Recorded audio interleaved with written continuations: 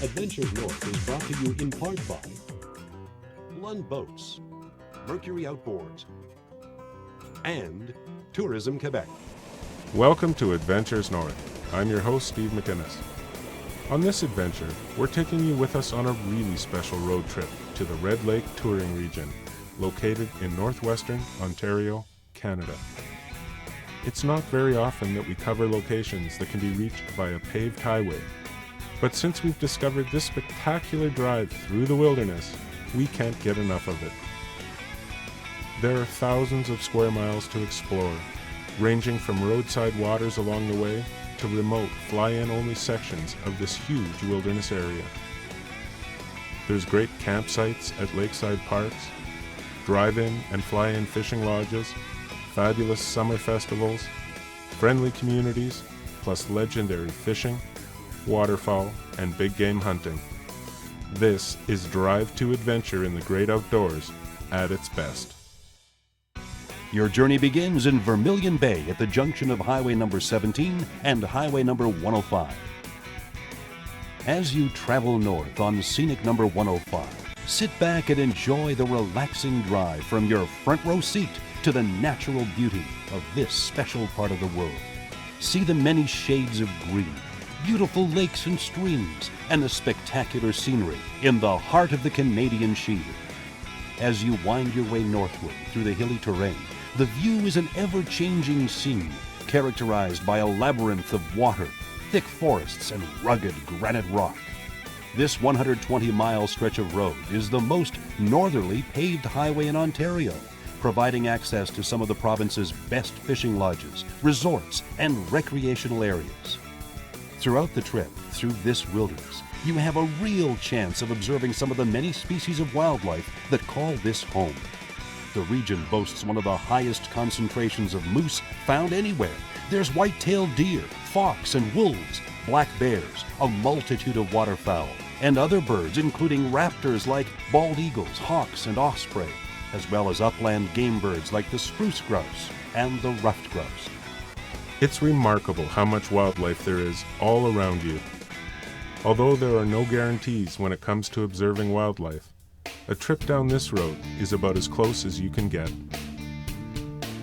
In our view, it's one of the best, easy-to-access places there is to see one of Canada's most famous wilderness icons, the moose. Here's a glimpse of some moose encounters we've had alongside the road.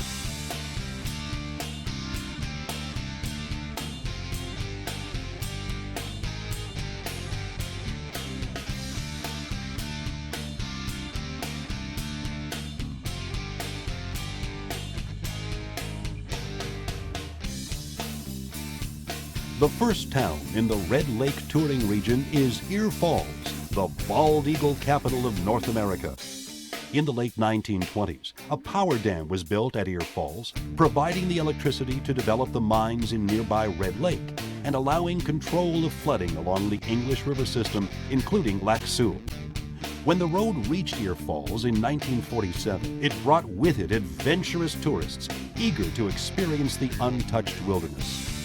Today, the town is a modern community with attractions like a golf course, museums, stores, and services, plus over 40 resorts in the area offering great fishing, hunting, and wilderness experiences. One of the coolest things about bald eagles is their remarkable comeback from the brink of extinction, brought on from the devastating effects of DDT on the environment decades ago. Today, bald eagles have repopulated much of their historic range throughout North America, and the number of nesting pairs in the Ear Falls area is a testament to their comeback.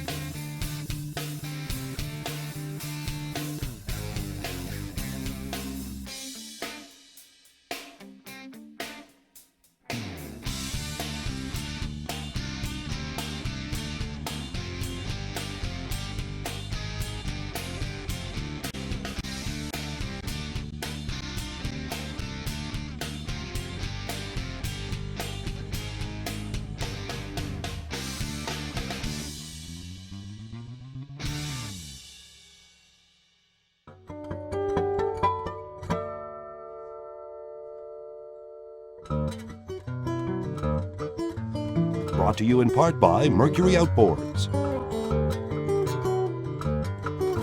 Never gonna have to face the taste of Geritol, not with the way I drive. Yeah, I take lots of chances.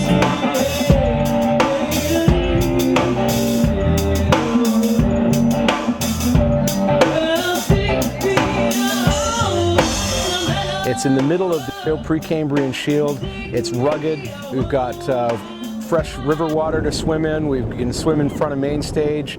You got great old growth forest trees all around you. It is, without a doubt, one of the premier music festivals in this part of the country. As you can see, the atmosphere is that, you walk from a stage, you walk 50 feet, and then there's a big campfire with more people sitting around. And, tonight you'll find a bunch of people hanging out here playing. All the performers and non-performers, but everybody gets together and shares. It's still small, and it's what a folk festival is supposed to be. It's not in concert, it's people sitting around sharing ideas, music, all that kind of thing.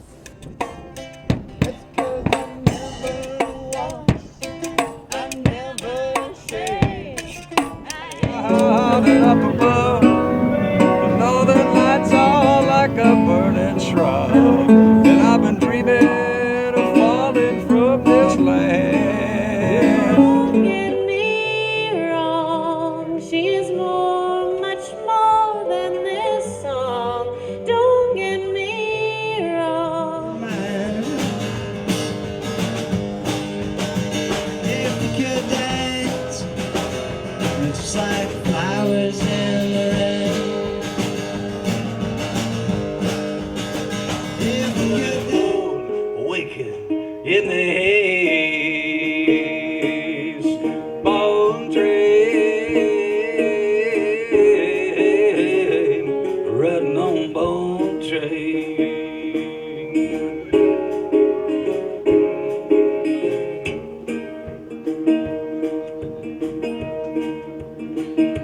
Riding on bone train with a memory.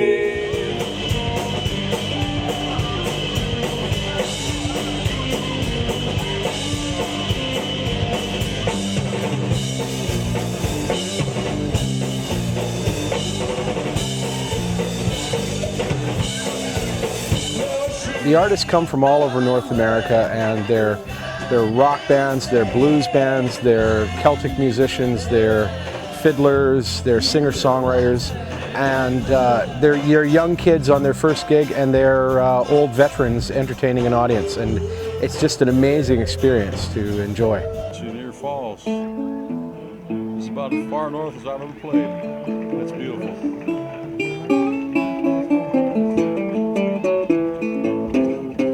The best thing about this festival, the music, of course. When I come up to Canada to play any folk festival, I'm a happy camper, no pun intended. But it's a special thing. It's a real special thing. As you continue northward en route to Red Lake and the end of the road, there are more great places to stop and visit or stay along the way.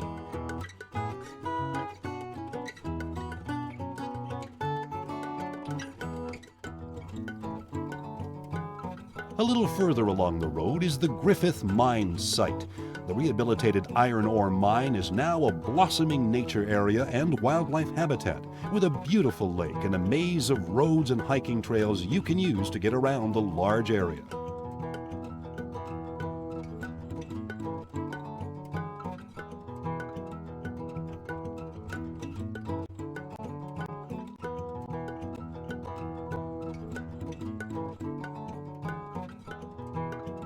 At the end of Highway number 105, you will find yourself in the picturesque municipality of Red Lake, gateway to the Woodland Caribou Park and the Norseman capital of the world.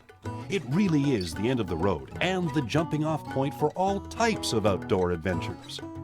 Nearby lodges, camps, motels, restaurants, businesses, and the friendly people of Red Lake make it so easy to enjoy this wilderness paradise.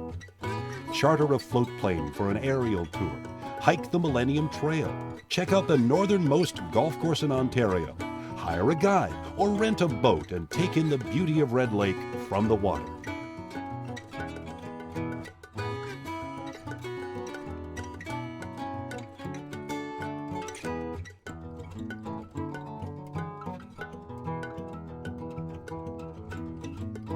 The fishing in the region is legendary, with incredible angling opportunities for walleye, the larger, more aggressive northern pike and muskie, smallmouth bass, and in the deeper bodies of water, lake trout.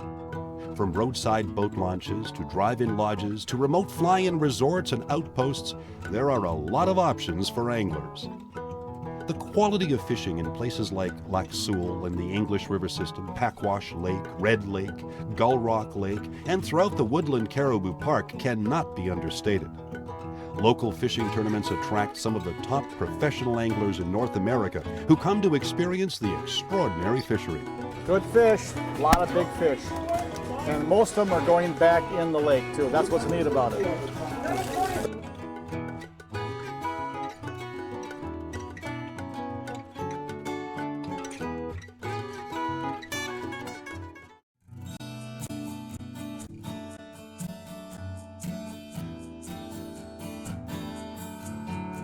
Brought to you in part by Lund Boats.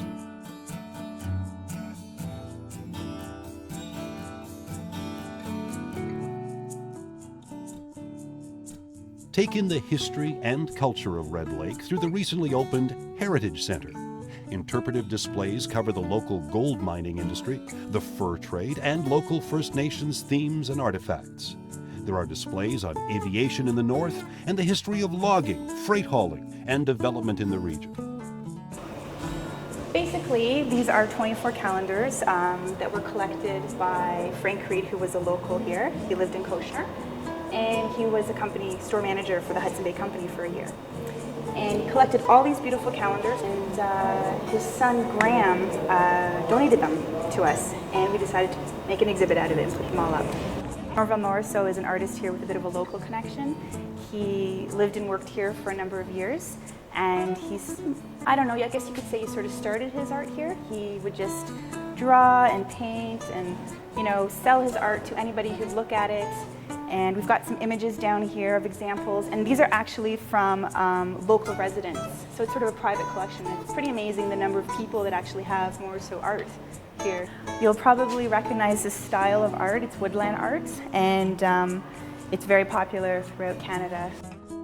One of the highlights of summer in Red Lake is the Norseman Festival weekend. From kids' entertainment and float plane rides to the pilots' reunion, the beer gardens and live bands playing for enthusiastic crowds, it's a great time to visit. There are shops, craft booths, food stands, activities and displays set up all along Howie Street. Stroll down to the town dock and climb aboard a Norseman float plane and experience what the area looks like from the air in one of these vintage aircraft.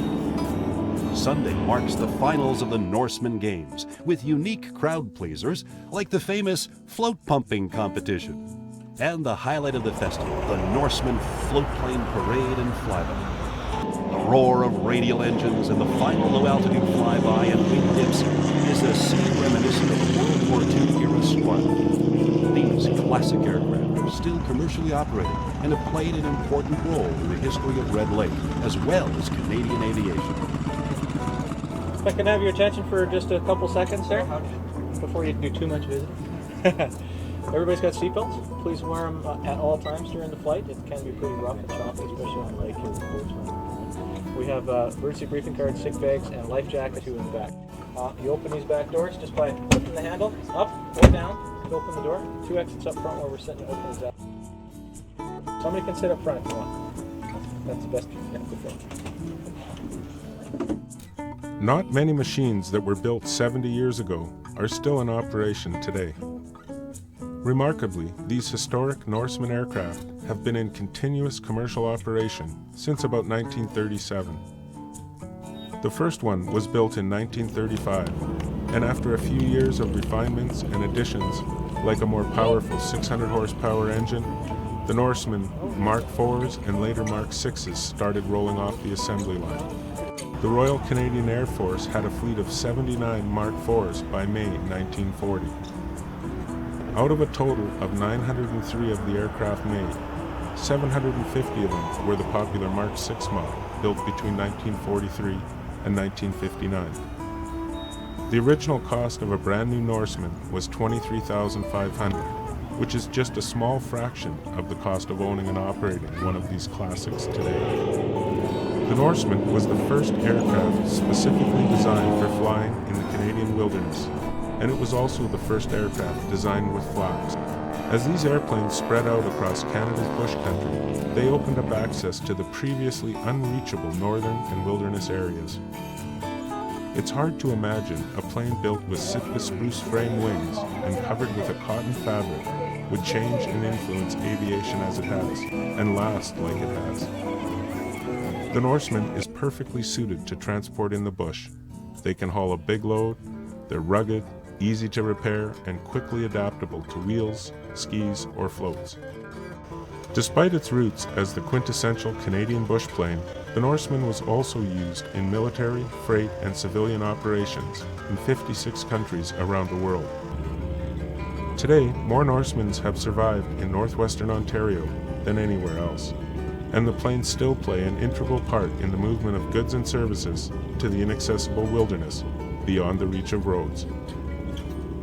With something like only 20 Norsemen on floats still in commercial operation, if you want to see and experience these fantastic flying machines, you can take in Red Lake's annual Norseman Festival and experience these legendary aircraft in person.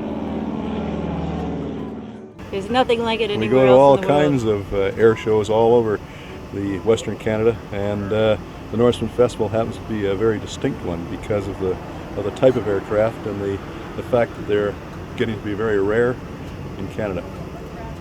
When they go over, it makes your heart go boom boom, and it makes your chest just brrrr, because they're so noisy. They're just great. Great town, too.